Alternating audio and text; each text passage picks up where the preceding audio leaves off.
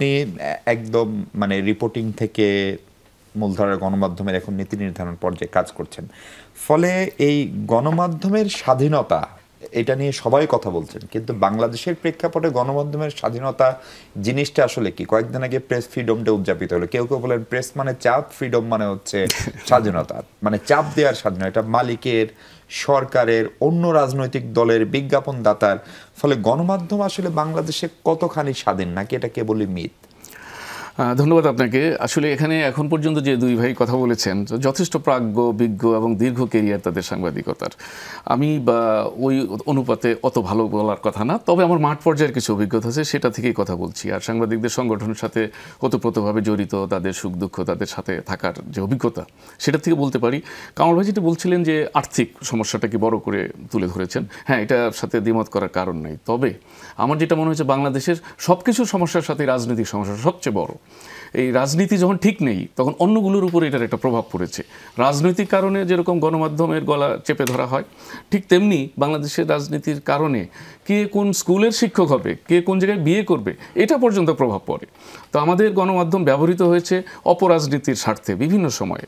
তো দুর্নীতির যে বিষয়টা বা রাজনীতির বা সাংবাদিকতার যে যোগ্যতা, এই প্রশ্নে আমরা লক্ষ্য করেছি।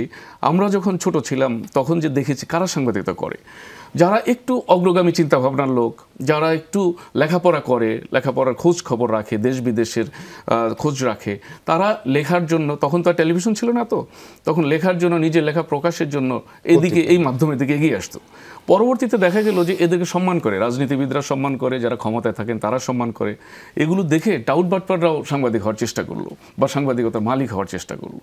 তখন তারা এই যে রাজনৈতিক প্রভাব খাটিয়ে, যার কোনো অভিজ্ঞতাই নেই যে গণমাধ্যম কী, কেন, সেও গণমাধ্যমের মালিক হলো বা সেও সাংবাদিক হয়ে গেল।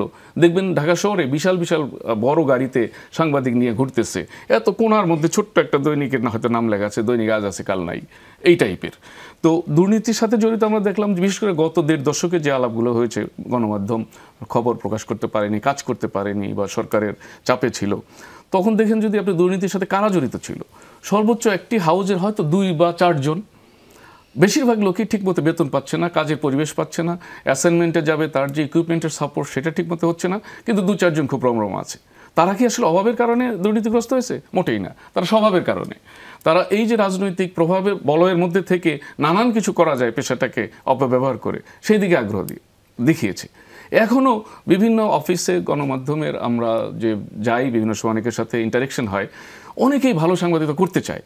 তারা মনে করে যে সাংবাদিক হয়ে বিলিয়নার হওয়া যাবে না, এই পেশা সেটার জন্য না।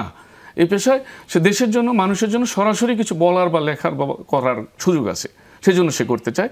কারো কারো ভিতরে একটু প্রতিষ্ঠা পাওয়া, নাম কাম করারও ইচ্ছা আছে।